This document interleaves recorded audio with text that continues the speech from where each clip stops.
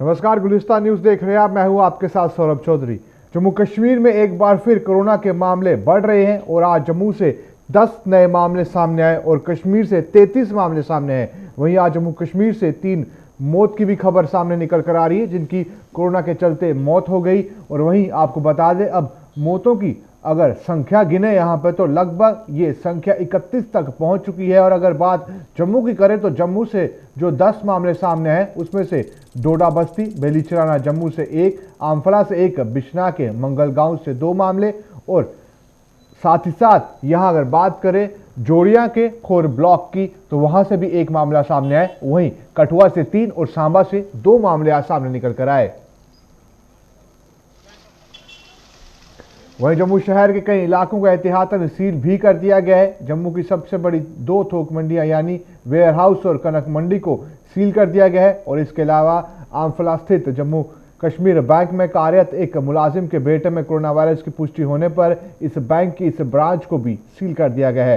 दरअसल ware house और कनक मंडी में श्रमिक का काम करने वाला एक शख्स कोरोना पॉजिटिव पाए जाने पर फरार हो गया था, जिसकी तलाश के लिए पुलिस प्रशासन ने रविवार को ही बड़े पैमाने पर अभियान भी छेड़ दिया था। इस श्रमिक को रविवार देर रात जम्मू के पहाड़ी मोहल्ला से दबोचा भी गया था। इसे उसके बाद आइसोलेशन वार्ड में रखा गया। यही वजह है कि कनक मंडी और वेयर हाउस के व्यापारियों ने फिलहाल अपने अपने कारोबार बंद रखने का ऐलान किया है और प्रशासन भी इस श्रमिक के साथ संपर्क में आए लोगों की निशानदेही कर रही है। कॉन्टैक्ट ट्रेसिंग लगातार यहां पर जारी है। दूसरी ओर आमफला स्थित जम्मू कश्मीर बैंक की ब्रांच में एक मुलाजिम का बेटा कोरोना महामारी से पीड़ित पाया गया। इसकी सूचना पुलिस प्रशासन को मिलते ही अधिकारी मौके पर पहुंचे और इस ब्रांच को सील कर दिया गया। वहीं रविवार को डोडा में 9 और भदरवा में 14 कोरोना पॉजिटिव मामले सामने आने पर डोडा और भदरवा दोनों को आज पूरी तरह से सील कर दिया गया है। दोनों ही जगह कर्फ्यू जैसे हालात बने हुए हैं और लोगों को घरों के भीतर रहने की हिदायत दी जा रही है।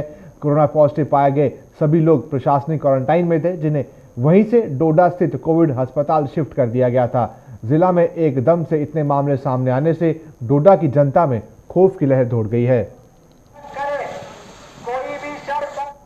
वहीं कोरोना महामारी के इस दौर में भी कई रियायतों का कुछ लोग जमकर नाजायज फायदा उठा रहे हैं। कठुआ के बाजारों में उमड़ रही भीड़ इसका जीता जागता सबूत है।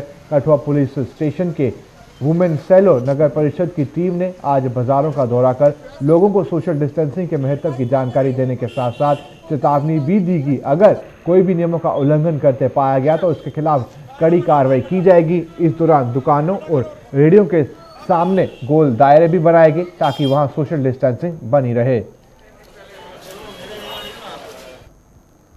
जम्मू व इसके आसपास के इलाकों में आज मौसम बेहद खुशगवार हो गया। बारिश की रिमझिम फुहारों से पिछले कुछ दिनों से तपती गर्मी में झुलस रहे लोगों ने राहत की सांस ली है।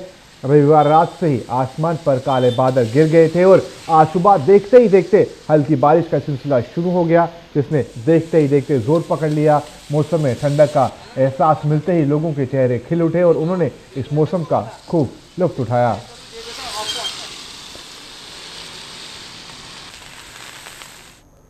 वहीं थाना मंडी में ट्रांसपोर्टरों और उनके चालकों ने सरकार पर अनदेखी का आरोप लगाया है। इन लोगों के मुताबिक लॉकडाउन के दौरान सरकार ने हर वर्ग के लोगों को कुछ ना कुछ राहत दी, लेकिन ट्रांसपोर्टरों और वाहन चालकों की ओर सरकार ने कोई ध्यान नहीं दिया।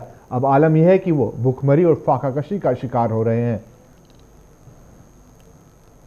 देश के अन्य केंद्र शासित प्रदेशों के साथ साथ जम्मू कश्मीर में भी बिजली विभाग के कर्मचारियों ने बिजली की निजीकरण के मसौदे के विरोध में आज प्रदर्शन किया।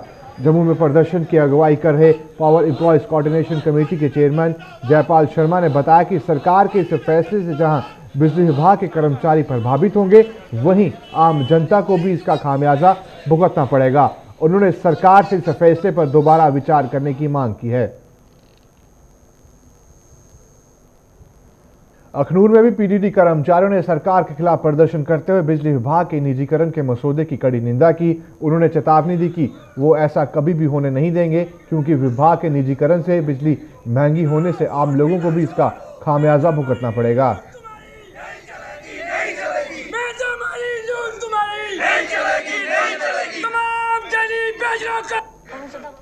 आरसपुरा के गांव इस्लाम चक के दिहाड़ीदार मजदूरों ने सरकार से मनरेगा योजना के तहत उन्हें रोजगार देने की मांग की है। इन लोगों का कहना है कि मौजूदा समय में देश भर में इस योजना के तहत गरीब लोगों को काम दिया जा रहा है, लेकिन उन्हें इस योजना के तहत कोई काम नहीं मिल रहा, कोई भी लाभ उन तक नहीं पहुंच रहा।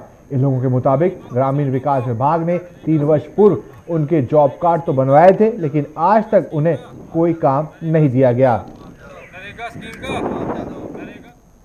दलितों को उनका हक दिलवाने के लिए अपनी प्राणों की आहुति देने वाले शहीद भगत अमरनाथ को उनके 50वें शहीदी दिवस पर याद किया गया। आरसपुरा के गांव सहलेड में अंबेडकर क्लब द्वारा शहीद भगत अमरनाथ को श्रद्धांजलि दी गई।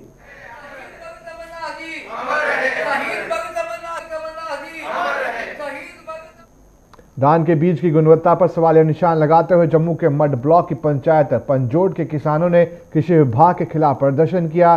प्रदर्शन कर रहे किसानों ने आरोप लगाया कि कृषि विभाग की लापरवाही से उनकी मेहनत के साथ साथ धान की फसल पर भी पानी फिर गया है। इन लोगों के मुताबिक कृषि विभाग द्वारा मुहैया करवाया गया बीज घटिया क्वालिटी का और पुराना था, जो खेतों में उग ही नहीं पाया। वो कई बार कृषि विभाग के अधिकारियों से इसकी शिकायत कर चुके हैं, लेकिन कहीं भी उनकी सुनवाई नहीं हो पाई। बीज लेता ने दिता बासमती का सानू ते बीज जम्मिया गई चल को कंप्लेन लिए जन्ने ये आदे ट्रैक्टर जाओ उत्थे जाओ ये करो वो करो जरा इत्थों दा बड़ा कोई।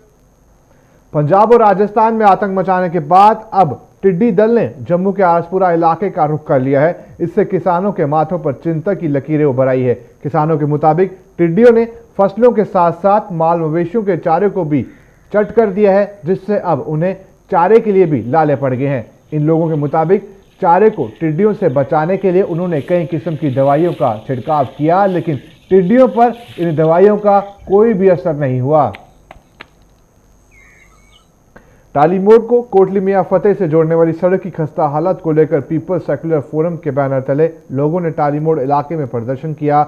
लोगों का आरोप था कि इस मार्ग पर कई सरकारी कार्यालय होने के बावजूद भी इसकी मरम्मत की ओर ध्यान नहीं दिया जा रहा। वो पिछले कई वर्षों से इसकी मरम्मत को लेकर पीडब्ल्यूडी सहित स्थानीय प्रशासन से गुहार लगा रहे हैं, लेकिन कहीं भी उनकी सुनवाई नहीं हो पा रही। उन्होंने चेतावनी दी कि अगर जल्द ही पीडब्ल्यूडी ने इस सड़क की मरम्मत ना करवाई तो वो बड़ा आंदोलन शुरू करने पर मजबूर हो जाएंगे। आरसपुरा में बारिश लोगों के लिए थोड़ी राहत लेकर आई है, क्योंकि मौसम बदला है, जिसके कारण बारिश हुई और किसानों को उम्मीद है कि इससे बारिश का फायदा उन्हें जरूर होगा। वो इसलिए भी क्योंकि किसानों की फसल टिड्डियां भी बर्बाद कर रही थी, लेकिन बारिश आने के कारण उससे भी थोड़ी राहत मिल सकती है। लेकिन किसान लगातार प्रशासन से उनकी ओर ध्यान देने की अपील कर रहा है, ताकि इन किसानों की ओर भी प्रशासन का ध्यान जा सके, क्योंकि किसान परेशान रहता है और इस वक्त भी इस कोरोना महामारी के दौरान भी किसान परेशान है, तड़प रहा है और लगातार प्रशासन से मदद की गुहार लगा रहा है, सरकारों से मदद की गुहार लगा रहा है, जिसे भारत देश में अन्नदाता भी कहा जाता है। खैर, किसानों को इस हुई बारिश से काफी उम्मीद तो है, लेकिन ये आने वाला वक्त ही बता पाएगा कि ये बारिश किसानों के लिए कितनी वरदान साबित होगी।